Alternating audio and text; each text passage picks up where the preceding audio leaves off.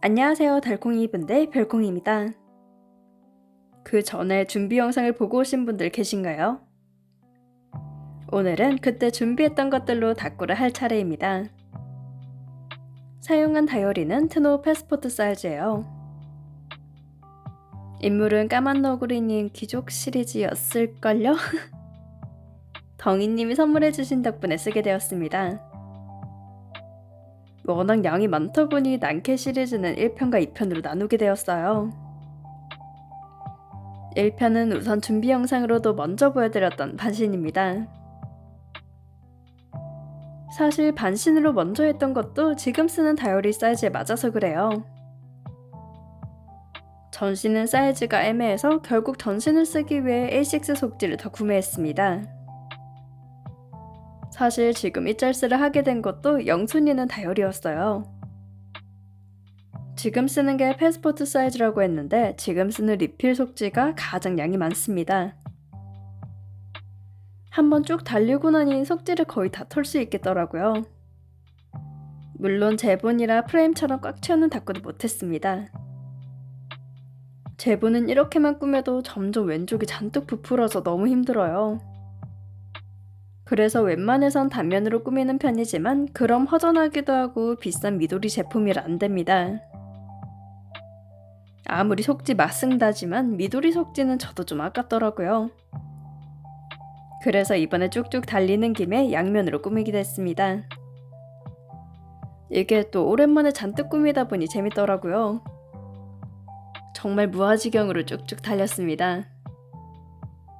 그간 셀러 추천으로 대충 쭉쭉 달리긴 했는데 역시 이게 근본이죠. 어차피 많은 인스들 이렇게 써도 다 쓰지 못했습니다. 쭉쭉 달리면서 보시겠지만 누구나 다 따라할 수 있는 간단 다꾸들이에요. 대강 큰 배경, 꽃, 나비, 타이포로 끝내고 있습니다. 지금처럼 작은 다이어리일 경우 배경을 반 잘라서 쓰기도 했어요. 물론 큰 다이어리에서는 소품이 될 시기였겠지만 작은 곳에서는 배경입니다. 붙일 때도 반은 인물 뒤로 반은 인물 앞으로 보내서 단조롭지 않게 써요. 인물보다 보여주고 싶은 건 앞으로 보여주기, 싫은 건 뒤로인 건 너무 당연하죠. 아니 싫다기보다 그냥 무슨 말인지 알죠? 대부분 인물 뒤로 가기는 한데 인물들이 워낙 옷과 합쳐지면 거의 다 가려집니다. 그게 아까워서 앞으로 보내는 것들도 많아요. 지금처럼 반 잘린 것들을 앞으로 보내기 좋은 소스들입니다. 나비는 투명이라 통 그대로인 상태에서 대충 잘라 붙였어요. 자잘한 거에 신경 크게 쓰면 성질만 나빠집니다. 근데 난 왜 나쁘지? 어쨌든 투명은 만만하니까 대충 잘라 붙여도 티 안 난다는 게 장점입니다. 무광 투명은 너무 티가 나서 꾹꾹 눌러주는 중이에요. 이런 눌러주는 것도 번거로워서 무를 안 좋아합니다. 그래서 성격이 나쁜가? 나비들도 모조지 자르기 귀찮을 때 디테 중에 들고 왔어요. 나비는 많을수록 좋다는 생각에 디테도 인스도 너무 많이 모아버렸습니다. 자, 다시 시계 반반 쓰기 돌아왔죠? 결국 배경을 쓰는 선택이 한정적입니다. 그대로 쓰기, 각도 틀어서 쓰기, 반 잘라가며 쓰기. 반대로 뒤집어 붙이기도 있지만 웬만해선 뒤집었을 때 어색한 게 많아요. 개인적인 원픽은 역시나 흰색입니다. 순식간에 지나갔지만요. 이제 손으로 잡기에도 고정이 어려운 지점까지 왔습니다. 왼쪽은 너무 부풀어서 넘어가려 하고 오른쪽은 얼마 안 남아서 넘어가려 하네요. 제가 제본을 싫어하는 부분이 지금이에요. 안쪽을 붙일 때 눈에 보이는 것보다 훨씬 더 깊게 들어가서 사이즈 안 맞을 때가 있습니다. 그럼에도 제 주변에는 릭이나 제본을 좋아하는 분들이 훨씬 많아요. 이런 건 개인적 취향이긴 한데 저는 다꾸를 보여주는 입장이라 타공 속지를 선호합니다. 그러니 얼른 없애야죠. 사실 지금 같은 인스는 잉컷이 자잘하고 힘들어서 잘하지 않습니다. 근데 또 너무 단조롭게 하는 닭구들만 있으면 재미없으니까 했어요.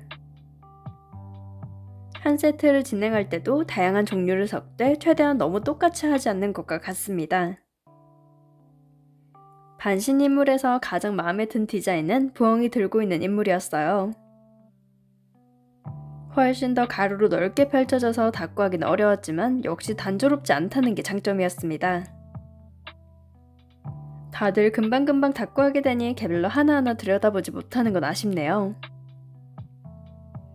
지금처럼 마구 닭구할 땐 가장 쉽게 꾸밀 수 있는 건 역시나 깔맞춤입니다. 인물에게도 메인 컬러, 서브 컬러, 포인트 컬러는 항상 존재해요. 서브 컬러는 보통 2-3개 이상이고 더 되는 것도 많습니다.